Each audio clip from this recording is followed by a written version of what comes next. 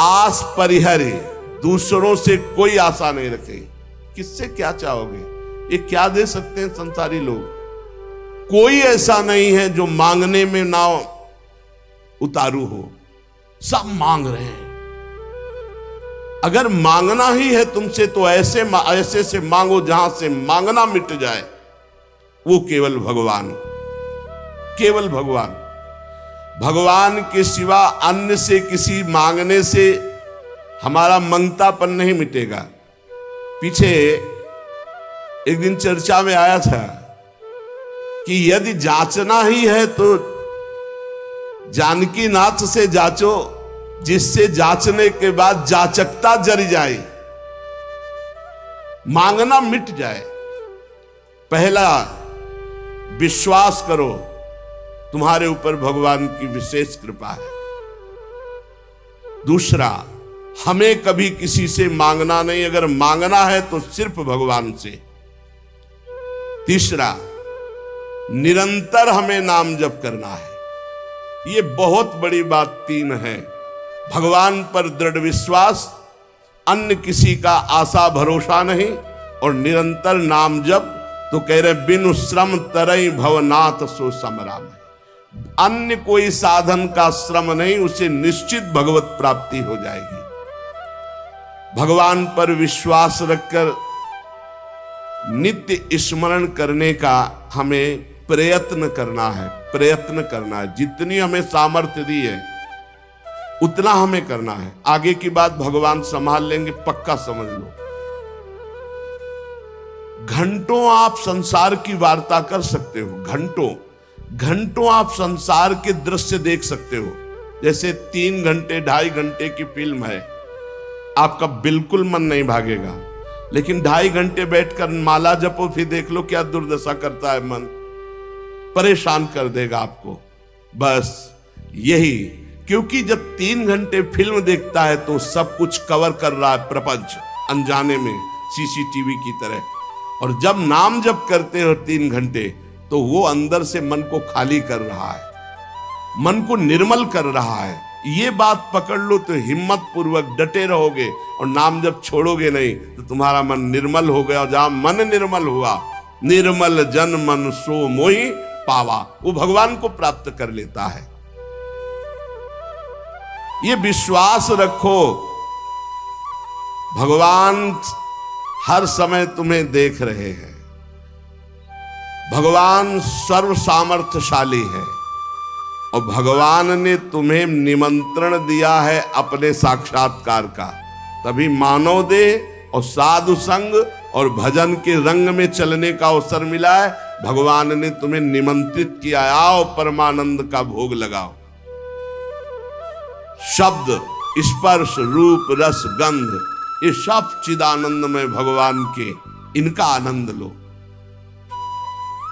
जब भगवान ने निमंत्रण कर ही दिया है तुम्हें और पंगत में बैठा दिया, ये पंगत में बैठे हो, परमानंद की भोग वृत्ति, परमानंद का भोग लगकर तुम्हें प्रसाद मिलेगा।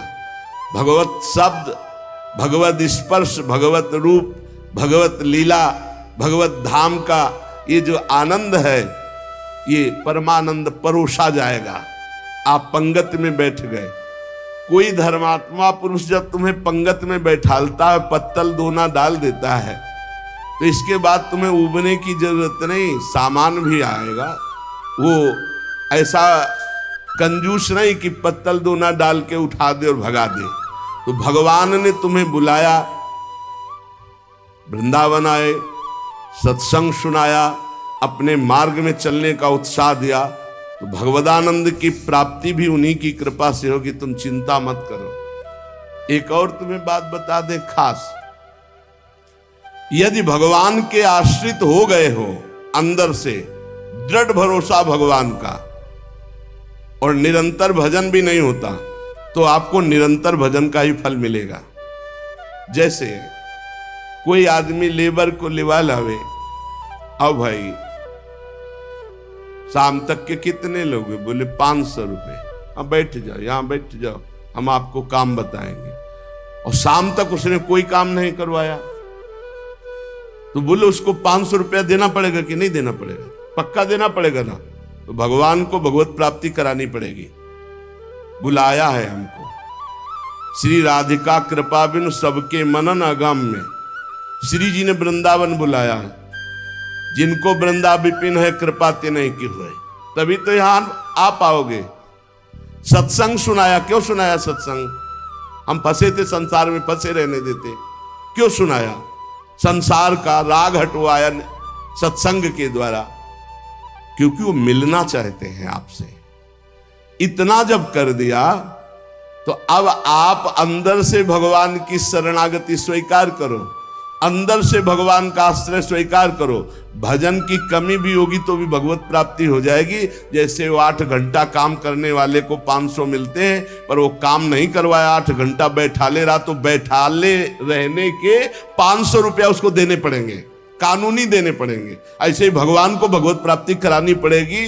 काहू के बल भजन को, काहू के आचार और व्यास भरोसे कुंवर के सुवत पाँव। आपने बुलाया है हमको। अगर आप ना घसीटते तो हम जैसे थे संसार में, देखो संसार में अपने आप में सब रमे हैं, वैसे ही हम भी रमे थे। आपने घसीटा, जब आपने घसीटा तो भगवत प्राप्ति आपको करानी ही पड़ेगी। ये हमको कहने की जरूरत नहीं, वो सत्य सच्चिदानंद है, वो करवा ही देंगे। परंतु अपने को अपने विश्वास में अटल रहना चाहिए।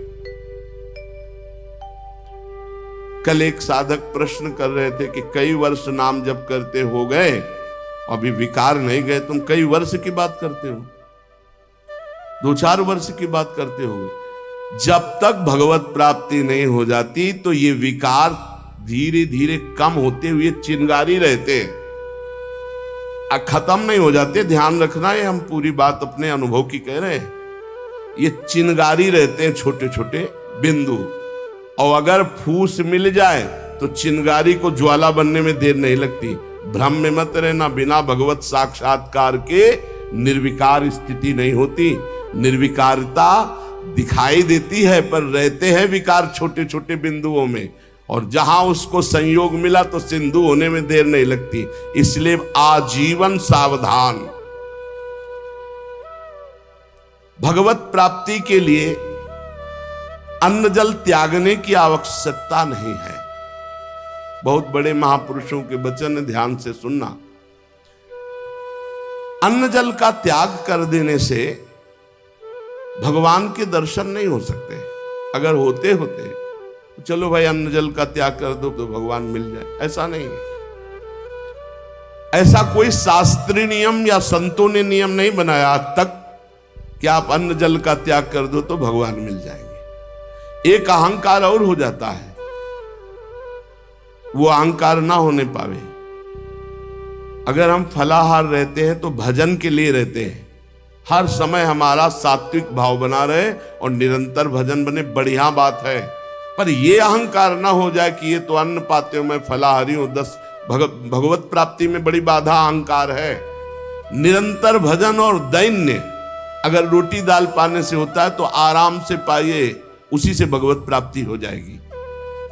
श्री भगवान की कृपा भजन से अनुभव में आती है, अन्न जल त्यागने से नहीं। भगवान के दर्शन भजन से होते हैं। जितना भजन करोगे भगवद आश्रित होकर, उतने नजदीक आप पहुंचते जाओगे भगवान के। एकादश स्कंद में 9 योगेश्वर जन कहते हैं, जैसे भूखे आदमी को एक एक कवल भोजन तो तुष्टि पुष्टि क्षुधा निवृत्ति होती जाती है, ऐसे ही एक एक भजन, एक एक नाम जप संसार से वैराग्य, स्वरूप का ज्ञान और भगवान से प्रेम, ये एक एक भजन में होता जाता है।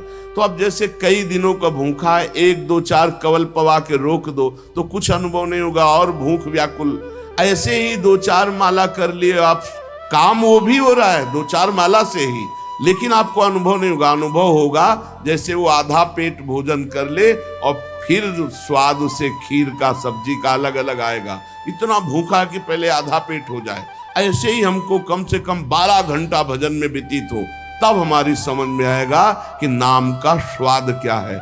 एक एक नाम संसार से वैराग्य, भगवान से प्रेम और स्वरूप का ज्ञान प्रतिपल करा रहा है। पर बोध तब होगा तब कम से कम 12 घंटा भजन 24 घंटे में होने लगे।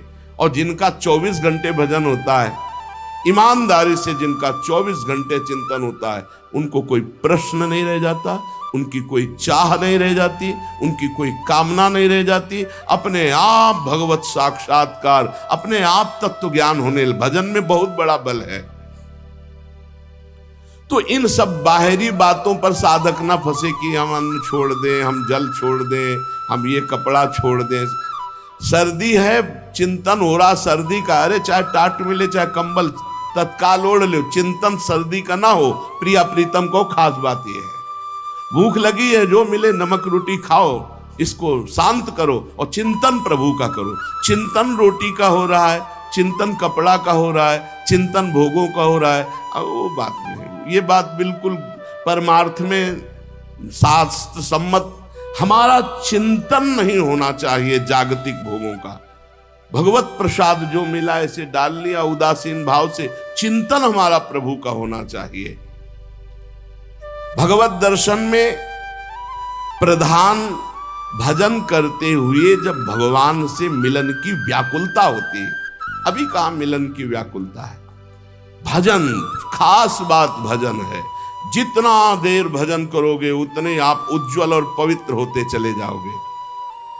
आपको पता नहीं होता कि आप कितनी ऊंचाई पर चढ़ रहे हैं। जब कोई अपराध बनता है और वो खो जाती है वृत्ति, तब लगता है कितनी ऊंचाई की वो वृत्ति थी, मेरे से गलती हो गई तो देखो वृत्ति खो गई।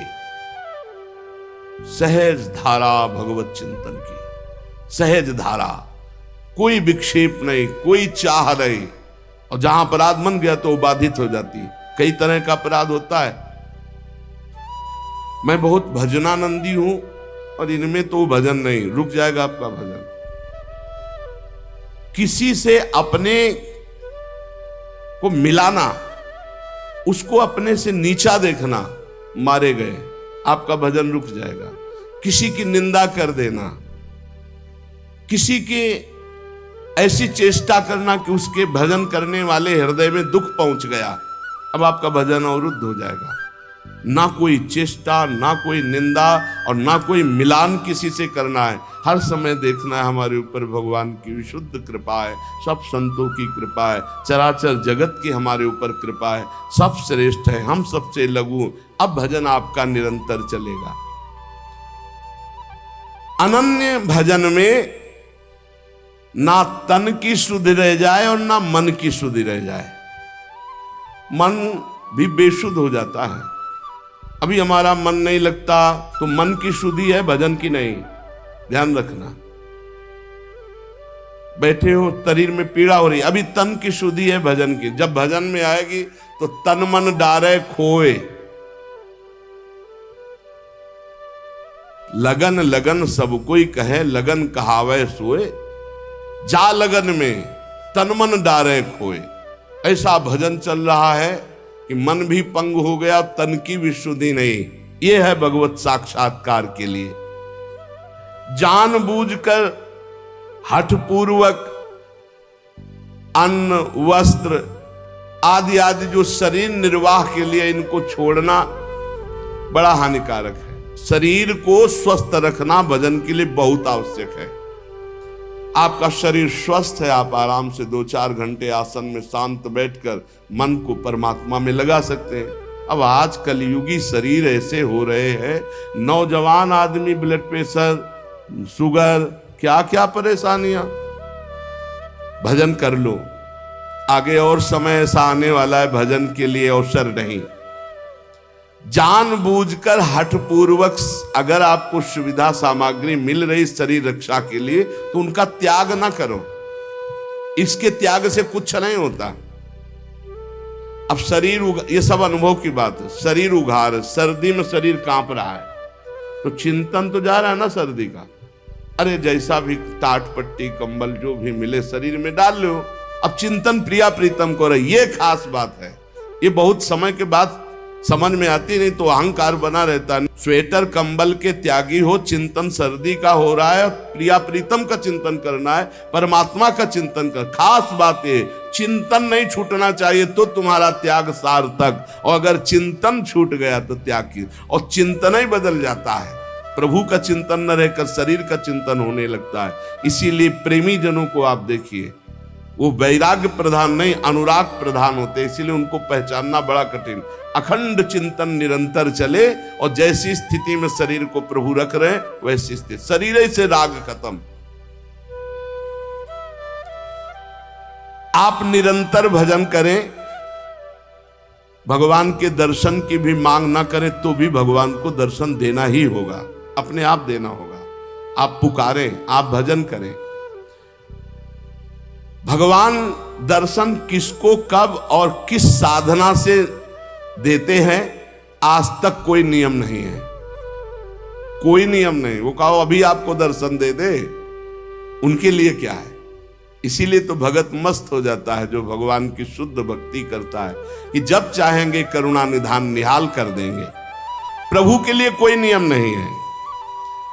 भगवान जब जहां जिसके ऊपर कृपा करे, बहुत भगवान कृपालु हैं, और आज तक जिनको मिले हैं वो बहुत सरल सहज स्वभाव वालों को मिले। ये जितनी बुद्धि लगाने वाले लोग हैं इनको बहुत दौड़ना पड़ता है, और जो सहज सरल होते हैं भगवान उनको मिल जाते हैं। भगवान जिनको मिलते हैं कैसे होते, सरल चित्त, संत सरल चित्त जगत हित, जान स्वभाव सने। बहुत सहज इनका स्वभाव, कोई छल कपट नहीं, चित्त में निरंतर भगवत स्मृति। भगवान मिले मिलाए हैं यार, भगवान अंदर ही बैठे हैं, वो सब देख रहे हैं। जब भगवान से चित्त जुड़ जाता है, निरंतर भगवत स्मृति होती है, तो भगवान बिना प्रार्थना के आके दर्शन दे जाते हैं। अर्थात उनके दिमाग में, उनके नेत्र में, उनके हृदय में श्री भगवान ही बसे रहते हैं। अपरिमित दयालु भगवान है, अपरिमित दयालु। उनका स्मरण करते हुए निश्चिंत हो जाओ, न दर्शन की चिंता करो न कल्याण की चिंता करो, वर्तमान में उनका स्मरण न छूटे। ये बात पकड़ लो, कोई चिंता मत करो, सब ठीक हो जाएगा, वर्तमान में भजन न छूटे। भगवान तुम्हारे जीवन में वही विधान करेंगे जिससे तुम्हारा मंगल होगा। कड़ुआ विधान भी हो सकता है, पर विधान का फल बड़ा मंगल होगा। ऐसा निश्चय करके शांत हो जाओ, चिंता मत करो, भय मत करो। श्री भगवान की कृपा को देख देख कर तुम रुदन करोगे आनंद में, ऐसे वो कृपालु है। चित्त में विषाद आ जाना, चिंता आ जाना, भय आ जाना, पाप कर्म का फल है। ध्यान करना, तुम्हारा चित्त विषाद युक्त हो रहा है, भयभीत हो रहे हो, चिंता है, तो कोई पाप कर्म आपने किया है। वर्तमान में भजन करने वाले को भूतकाल का पाप कर्म चिंता शोक भय नहीं दे सकता, पक्का विश्वास रखना। वर्तमान का पाप चिंता शोक भय देता है। इसलिए भगवान के चिंतन का ऐसा तारतम्य बनाओ कि कोई पाप संकल्प ही न बने, कोई पाप कर्म ही न हो, कोई वासना ही न हो। महापापाचार्य, पापाचरण करने वाला बोले नहीं, महापापाचरण करने वाला और निर्वधि, कोई सीमा नहीं है कि कितना पाप कर, पाप में ही रहता है। असीम पाप करने वाला निर्वधि, असीम पाप करने वाला। महादुर्मति सते, सैकड़ों प्रकार की दुर्मति है। दुर्मति, कुमति, जो नाना प्रकार के असत आचरण कराती है, ये सबके अंदर रहती है दुर्मति। किसी को भजन सत्संग के प्रभाव से बहुत कम मात्रा में असर में आती है, और जिनको सत्संग नहीं मिला, भजन नहीं हो रहा, तो दुर्मति का ही राज्य रहता, वो समझ नहीं पाते। सुमति तो किसी किसी के हृदय में जागृत होती है। महापापाचारी है और सैकड़ों प्रकार की दुर्मति के द्वारा असत कार्य करने वाला है। और महाकाम क्रोधाद्यति परवसे दंभ वपुसी, गजब कर दिया। कामी नहीं, महाकामी है, क्रोधी है, इंद्रियों के परवश है और दंभ धारण करता है भक्ति का, नाटक करता है भक्ति का। ना सत्संग, सत्संग से भी मतलब नहीं रखता, सत्संग में भी नहीं जाता। महाधर्म विमुखे, धर्म से भी विमुख हो गया है। पर कहीं उसको ये बात समझ में आ जाए कि अब मेरा कल्याण तो सिर्फ भगवान के धाम में ही आश्रय लेने से होगा, और वृंदावन धाम का आश्रय आवास स्वीकार कर ले और अनन्य हो जाए वृंदावन का, तो ऐसे का भी परम पद पर आरूढ़ होना निश्चित है, निश्चित। ये बड़ी गजब की बात है। साधनहीन, पापाचारी, सैकड़ों प्रकार की दुर्मति वाला, महाकामी, क्रोधी, दंभी, पाखंडी है, सब दोष हैं। पर उसने एक नियम ले लिया कि अब आजीवन वृंदावन वास करेंगे, अब हमसे कुछ होने वाला नहीं। तो निश्चित उसको सत्संग मिलेगा, निश्चित रजरानी की कृपा से उसका परिवर्तन होगा, और यहां शरीर छूटा तो परम पद को प्राप्त होगा। ये धाम की महिमा है, ये अमोघ है। धाम का प्रभाव अमोघ है, विश्वास कर लो। ये कलिकाल है, साधन बल से भगवत प्राप्ति होना बहुत कठिन है।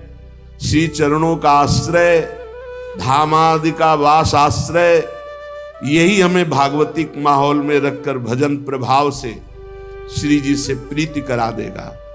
ऐसे जगत में यदि हम प्रियालाल से विमुख है, धाम आदि का आश्रय नहीं लिए, तो देख लो ऐसी माया फैली हुई है, पूछो मत।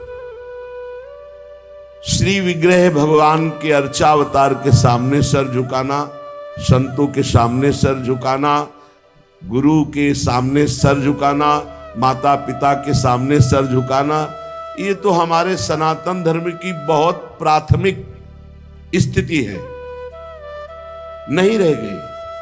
कुछ जो सत्संगी हैं, श्री विग्रह को देखा तो प्रणाम, संतों को देखा तो चलते फिरते भगवान के मंदिर है, प्रणाम। माता पिता प्रातः काल उठ के रघुनाथा, मात पिता गुरु नामे माथा। साधारण सनातन धर्म की रीति नहीं रह गई। फिर भक्ति रीति, फिर नियम निष्ठा, फिर अध्यात्म की ऊंचाई, तो बहुत दुर्लभ बात है। कैसा भी व्यक्ति क्यों न हो, अगर भगवत प्राप्ति करना चाहता है तो ना धामवास हो पावे तो एक दो दिन के लिए, महीना दो महीना में जरूर आ जाओ। इससे आपकी आध्यात्मिक पावर शक्ति बढ़ेगी, आपका उत्साह बढ़ेगा, आपको भगवत प्राप्ति की लालसा मिलेगी। श्रीपाद कह रहे, अत्यंतोद्धत गणो यह सर्वदा असत्पथे, वे कस्मिन् निमिषे पिना स्मृत महानंदाब्धिराधा प्रियः, सद्धर्मैः सदुपासनैर्विरहितस् त्यक्तोऽखिलैः सद्गुणैर्, हा हा सोहम नल्पमोह उपयाम्येकं तु वृंदावनम। हा हा, ऐसे का कैसे कल्याण हो सकता है। अत्यंतोद्धत धावत इंद्रिय गणों, बड़ी उद्धत होकर प्रचंड बलवान इंद्रियां और मन ये भोगों में भाग रहे हैं। सब कोई देख लो, बहुत धोखेबाज हैं, दोस्ती का वादा करके दुश्मनी का काम करते हैं। पहले हमें सिखाते हैं कि देखो इसमें बड़ा सुख है, अगर ये वस्तु, ये व्यक्ति, ये स्थान, इसका संयोग प्राप्त कर लो, इसे भोग लो, तुम सुखी हो जाओगे। जीवात्मा इनकी सलाह में आ गया है, इसीलिए बंधन को प्राप्त हो गया। नहीं तो निर्मल है, इसमें कोई विकार नहीं है, चैतन्य घन है, ये तेजो स्वरूप, इसको कोई बांध नहीं सकता। पर सुख के लोभ से बंध गया। हमारा बंधन क्या है? सुख लेने की लालसा, सुख भोगने की चाह से इन उद्धत बलवान इंद्रिय और मन ने हमको अपना गुलाम बना लिया। चाहे जितने विद्वान हो, चाहे जितने पढ़े लिखे हो, चाहे जितना सत्संग सुनो, चाहे जितना प्रवचन कर लो, अगर भजन नहीं है, खास बात समझ लेना, तो ये इंद्रियां मन बहुत प्यार से फंसाते हैं।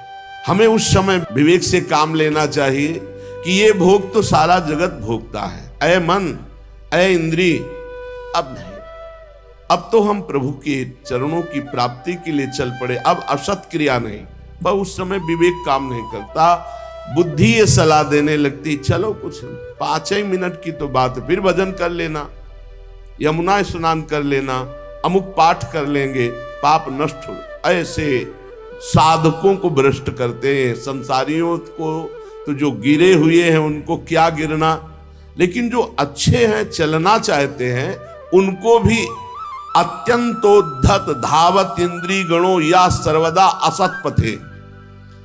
ये इंद्रियां, ये मन ऐसा मिठास पैदा करते हैं कि जीवात्मा स्वीकृति दे देता है, चलो। अब वो बेचारा इंद्रिय और मन के उसमें फंसा हुआ दुर्गति को प्राप्त होता है। नरक आदि भोगना, जेल भोगना, ना कुछ तो अंदर जलन पैदा हो गई, अशांति, चिंता, शोक, भय। पक्का समझ लेना, जब तक ये इंद्रियां और मन सुख का प्रलोभन देकर तुमसे दस्तखत कराते रहेंगे, स्वीकृति करते रहोगे, तब तक ये बंधन मिटने वाला नहीं। श्रीपाद कह रहे, हा हा सोह मन अल्प मोहा, अर्थात बहुत बड़ा मोह हमारे अंदर है, छोटा नहीं है। क्या? हम इंद्रिय और मन की सलाह में आ जाते हैं। हम सब बड़ी सलाह बुद्धि देती है फंसने की, निकलने की सलाह नहीं देती। बहुत बार हो चुका, आपकी बार नहीं, अब नहीं, ऐसा नहीं, बार बार। इसे तृष्णा कहते हैं। भोगे हुए भोग को पुनः भोगने की इच्छा का नाम तृष्णा है। ये तृष्णा पापिनी बार बार पाप कराती है। एकस्मिन निमिषेपि ना स्मृत महानंदाब्दि राधा प्रिया। राधा प्रिय, राधा वल्लभ लाल का एक पलक झपकने के लिए भी एकाग्र होकर ये स्मरण के लिए राजी नहीं है। ध्यान देना, सोचो कि स्वाभाविक ये भजन करेंगे तो इनके बस की बात नहीं, इंद्रिय और मन की। ये स्वाभाविक विषयों में तुम्हें फंसाएंगी। एक निमिष कहते हैं पलक झपकने को। एकस्मिन निमिषेपि ना स्मृत महा आनंद राधा प्रिया। महा आनंद प्रदान करने वाले राधा रमण जी, राधा वल्लभ लाल, राधा बांके बिहारी का एक पलक झपकने के समय को भी ये प्यार से स्मरण करने के लिए राजी नहीं है। इनको जबरदस्ती भजन कराना पड़ेगा। ये जो कहते हैं मेरा भजन में मन नहीं, कोई सिद्ध हो गए क्या तुम्हारा भजन में मन लगेगा? साधक को जबरदस्ती भजन कराना है। इस जबान से राधा राधा वल्लभ श्री हरिवंश, राधा वल्लभ श्री हरिवंश, तो हृदय में भी प्रकाश ज्ञान का और बाहर सुख वैभव भी मिलेगा। यही परलोक सकल सुख पावत, मेरी सो भैया कृष्ण गुण संचु। सद्धर्मई सदुपासनैर विरहितस् त्यक्तो खिलई सद्गुणई। सद्धर्म का त्याग, सद उपासना का त्याग, अखिल सद्गुणों से युक्त जो महात्मा जन है उनका संग त्याग, ये महामुग्ध होकर के भोगों में लगा हुआ इंद्रिय मन एक निमिष के लिए भी राधा वल्लभ लाल के चरणों का चिंतन नहीं करता। हा हा, हाय हाय क्या होगा मेरे जीवन का। उपयाम्येकम तु वृंदावनम। अब मैंने समझ लिया कि अब मेरा एकमात्र परम कल्याण, उद्धार, मंगल सीधा वृंदावन करेगा, तो मैं आजीवन वृंदावन वास का नियम लेता हूं कि अब मेरे से तो कुछ बनने वाला नहीं, अपने शरीर को इसी धाम में रखूंगा और इसी रज में धूल धूसरित होकर प्राण त्याग दूंगा, तो भगवत प्राप्ति हो जाएगी, पक्का भगवत प्राप्ति हो जाएगी। धाम में आजीवन वास से भगवत प्राप्ति। अब ये जो बीच की यात्रा है, ये समझना होगा, नहीं कहीं भ्रम ना हो जाए कि हम धामवास करें और खूब मनमानी कुमार्गामी प्रवृत्तियों के आचरण करें। देखो, ये धाम सुरक्षित है देवी शक्तियों से। जैसे राष्ट्रपति भवन की विशेष सुरक्षा होती है, ऐसे जैसे ये पुरियां हैं, धाम है, तीर्थ स्थान है, ये विशेष सुरक्षित होते हैं। इनमें जो उद्दंडता करता है, पापाचरण करता है, उनको विशेष दंड दिया जाता है, ध्यान रखना। तो ये जो कहा गया कि आप अखंड धामवास करें आपको भगवत प्राप्ति होगी, तो अखंड धामवास और भगवत प्राप्ति के बीच की यात्रा नहीं बताई गई। वो होगी सत्संग से, वो होगी रसिकों के संग से। ऐसा नहीं है कि आप धामवास करो, खुला पापाचरण करो, आपको भगवत प्राप्ति हो जाएगी, ऐसा नहीं, ऐसा नहीं। ये भ्रम में मत रहना। ये जो कहा जाता है, तो धामवासी को सत्संग मिलता है और सत्संग से वो अपना सुधार करके निरंतर भजन परायण होकर भगवत प्राप्ति करता है। उपासक निरंतर भजन के लिए दृढ़ नियम लेना पड़ेगा। इसके लिए ये नहीं कि घर त्याग करके कहीं भागकर जाने की जरूरत है। आश्रय धाम का लिए हैं और आप बहुत दूर वास कर रहे हैं और निरंतर भजन का नियम ले लिए कि हम अभ्यास कर रहे हैं। अंतर पड़ सकता है अभ्यासी को, वो कोई सिद्ध पुरुष नहीं है, पर नाम जप का पक्का वहीं धाम प्रकाशित हो जाएगा, वहीं प्रिया प्रीतम प्रकाशित हो जाएंगे। विश्वास करी सब आस परिहरी, दास तब जे होई रहे, जप नाम तव बिनु श्रम तरही भव, नाथ सो समराम है। बहुत जोर की बात गोस्वामी जी कह, जो आप पर विश्वास करके सबकी आशा का त्याग करके आपके चरणों के दास हो गए और रात दिन आपका नाम जप कर रहे हैं, तो बिना प्रयास के वो इस संसार समुद्र से पार हो जाएंगे और कोई साधन करने की जरूरत नहीं।